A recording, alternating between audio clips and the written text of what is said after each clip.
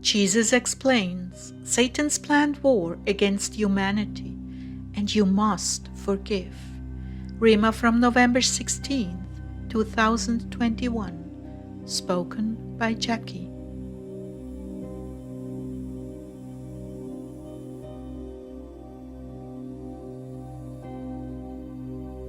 Clare began. Tonight the Lord was wearing navy blue, and as the night wore on and we were dancing, I saw he was wearing a military outfit with all kinds of bars of colors. A commander.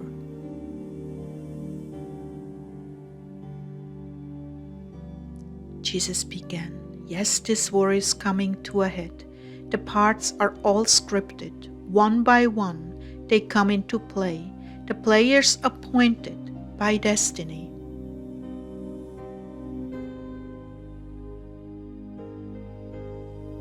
Obama, the man of sin, stands in the central position. Scripting for him was done eons ago. Each player has their role and their orders.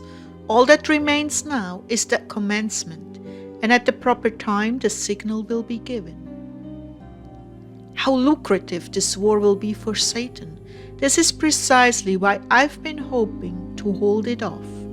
But time has reached its fullness, and it will begin any day now. Never in the history of mankind has such atrocity been planned and executed. Never in the history of the world will it occur again. This is the appointed time for the cleansing of the earth from all filth. Disease brought to its fullness by the demonic powers that be with the full cooperation of man in his creed. What will transpire is the decimation of millions of souls. For some, there is nowhere to go but hell. For others, they shall be saved as going through the fire.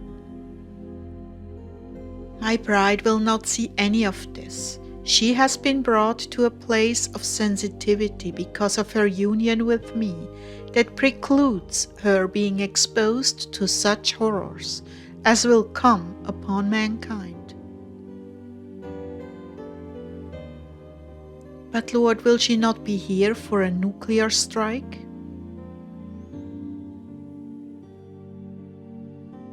My love, this is only the beginning of woes, only the beginning. Wave upon wave of disaster will befall the earth.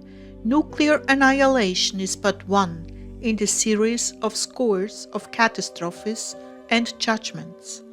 I want you to be well aware of what is about to transpire in these coming days. Eye has not seen, ear has not heard what the wickedness of man has brought upon itself.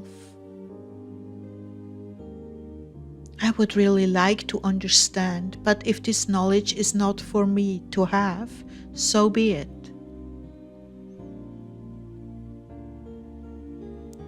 My little one, my very, very little one, it is not essential to the salvation of souls. I would rather you focus on the hearts of the flock that I've brought into this fold. They are my bride, Clare, and how they yearn for me. It brings tears to my eyes when I read their comments, which are only the tip of the iceberg of their sorrow and longing for me. As I've told you before, this is a factor in our timing. To see her gut-wrenching tears is almost too much for me. I wish to visit each and every one of them, but they must go through a process of preparation. Oh Lord, you are sovereign. Can you not just once visit them in a way they will never forget? They look at me and long for what you've given me, which has been for their benefit, that they might press in. But time is so short. Can you not just come down and put them all into the sweet waters of your glory and love for them? My child, I can and I will at the appropriate time for each of them, but I desire them to obey what they know is being asked of them first. It is very simple, Clare. I'm not asking a lot, am I? No, Lord, you are not. Those who love me obey me, and those who seek me with their whole heart shall surely find me.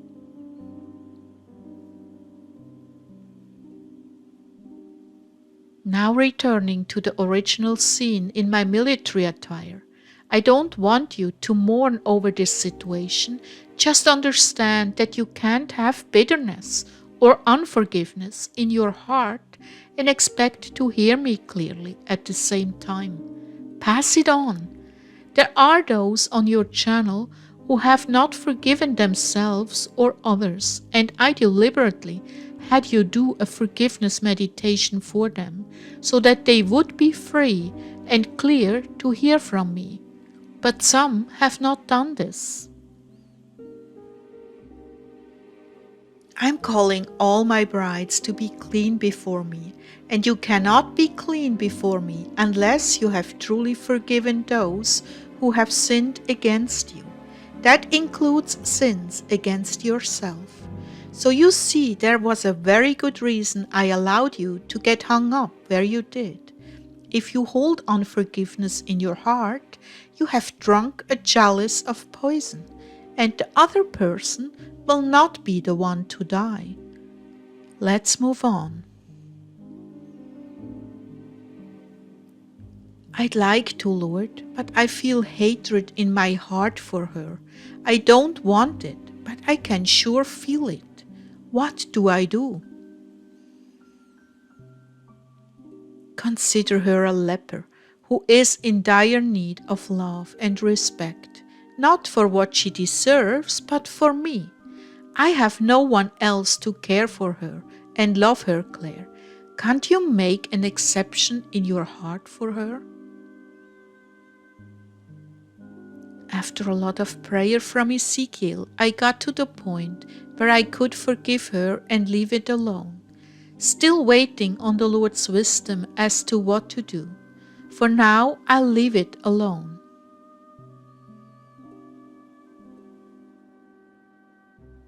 Thank you, Clare. That's the right thing to do. You will see the wisdom in letting it go. I have covered for you, and I will continue to cover for you. Thank you, my bride. I know you're hurting. I know you're frustrated. I know she's taken advantage of your kindness. But what is the price tag on a soul? At the right time, this situation will turn around and she will see what she has done, and then I can step in with love and forgiveness, and she may very well give her heart to me. At least you've done all I asked you to do. I couldn't ask for more. Was there anything else, Lord? Don't you think that's quite enough? Truthfully, no.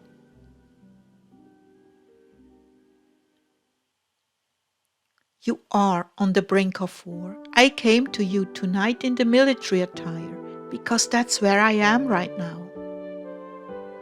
You did seem rather solemn, Lord.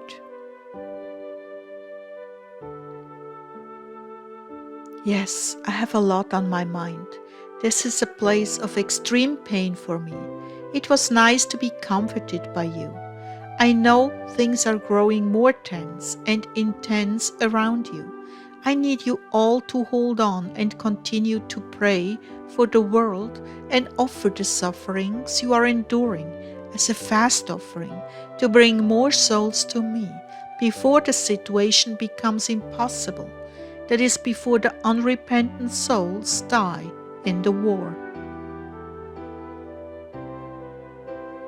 That was the end of his message.